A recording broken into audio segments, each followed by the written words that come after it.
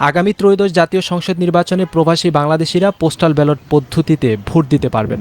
আবেদন করা যাবে অনলাইনে। 10 জুলাই বিকেলে রাজধানীর আগারগাঁও নির্বাচন কমিশন কার্যালয়ে ইসির অষ্টম সভা শেষে এ তথ্য জানান নির্বাচন কমিশনার ব্রিগেডিয়ার অবসরপ্রাপ্ত জেনারেল আবুল ফজল মোহাম্মদ সানাউল্লাহ। ইনশাআল্লাহ প্রবাসী বাংলাদেশিরা এবারে ভোট দিবেন এবং ভোটের পদ্ধতি হবে পোস্টাল ব্যালট। পোস্টাল ব্যালট পদ্ধতিটা হবে আইটি সাপোর্টেড পোস্টাল ব্যালট। আগামী নির্বাচন ঘিরে গুরুত্বপূর্ণ বিভিন্ন বিষয়ে আলোচনা হয়েছে এই সভায়। পরিবর্তন আনা হয়েছে বেশ কিছু জায়গায়।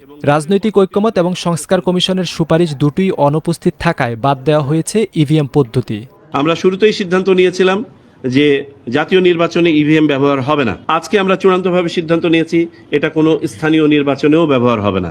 রাজনৈতিক ঐক্যমত এবং সংস্কার কমিশনের সুপারিশ উভয় ক্ষেত্রেই ইভিএম এর পক্ষে কোনো মত এই মুহূর্তে নাই।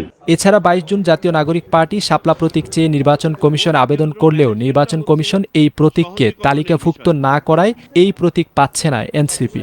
শাপলা প্রতীক চেয়ে দুটো রাজনৈতিক দল আমাদের কাছে আবেদন করেছে। 17 জুনে আপনার নিবন্ধিত রাজনৈতিক দল নাগরিক ঐক্য আমাদের কাছে তাদের প্রতীক পরিবর্তন করে, যেটা তারা আইনগতভাবে করতে পারে, আরপিওতে দেওয়া আছে। আর 22 জুন আবেদন করেছে আপনার নিবন্ধন প্রার্থী এনসিপি। সুতরাং দুটো দল এখানে ইয়ে করেছে। নির্বাচন কমিশন সবকিছু বিবেচনা করে শাপলা তালিকাভুক্ত করে নাই। 10 জুলাই সকাল 11টায় নির্বাচন কমিশন ভবনের সভাকক্ষে প্রধান নির্বাচন কমিশনার সিইসি এএমএম নাসির উদ্দিনের সভাপতিত্বে কমিশনের অষ্টম সভা শুরু হয়। এতে 4 নির্বাচন কমিশনার, ইসি সচিব ও সচিবালয়ের সংশ্লিষ্ট কর্মকর্তারা উপস্থিত ছিলেন।